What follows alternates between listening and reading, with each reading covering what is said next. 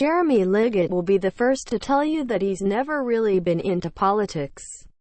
In fact, since retiring from the United States Army, he's neither bothered to vote nor even register to vote. Until now. This is it. This is the election, Liggett told Fox News. This election is going to determine how our country goes moving forward, and the direction I'm afraid of it going in is the direction of socialism. In September, he registered for the first time with the Republican Party of Florida and intends to cast his first ballot for President Trump. But he contends it was not the president's speeches and rallies that brought him from his political dormancy. It was the rhetoric and actions of the opposing side. Nothing that I've seen between the Democratic Party and the Republican Party would get in the way of my American dream. Until now, emphasized Liggett, citing former Vice President Joe Biden's economics policies, civil unrest across the country, and alleged censorship by big tech companies. Related, Trump gains in Florida polls despite Democrats' lead in early voting. Liggett is not alone, however, in his choice to register as a Republican. With the book just closing in October, Republicans have netted nearly 200,000 new registered voters since 2016 in a state where registered Democrats once outnumbered registered Republicans 2-1. But those days are gone.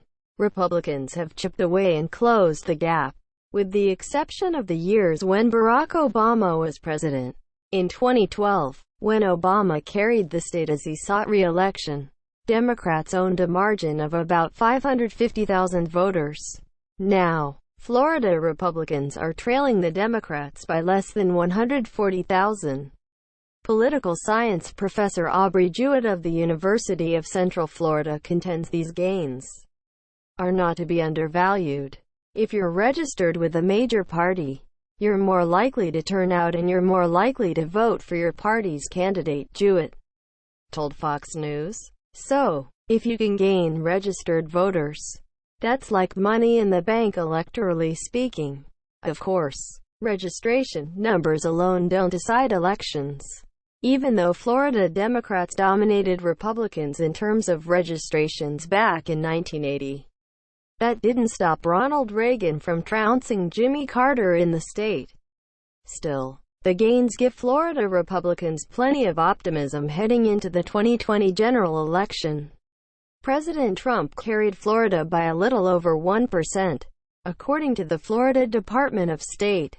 Christian Ziegler, the vice chairman of the Republican Party of Florida, believes by expanding an electorate that they most recently won, they have a recipe for a repeat.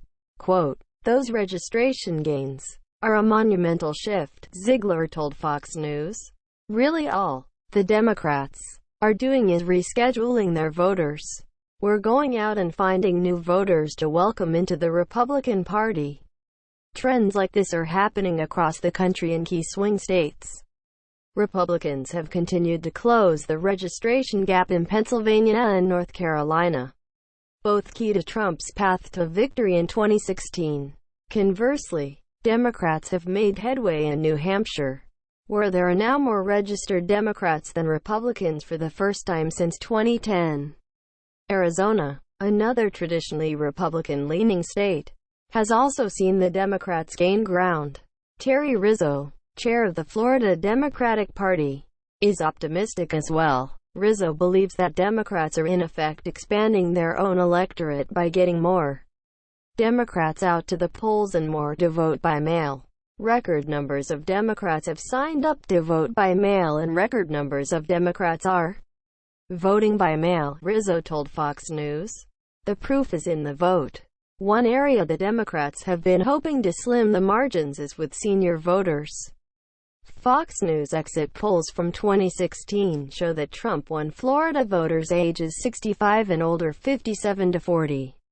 A Mason-Dixon poll from earlier this month put his advantage at 50-41 against Joe Biden.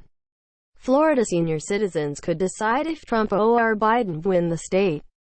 The one potential saving grace for Democrats, when they look at this, is that while it's true that Republicans are gaining, there are polls that show some Trump supporters are defecting, said Jewett.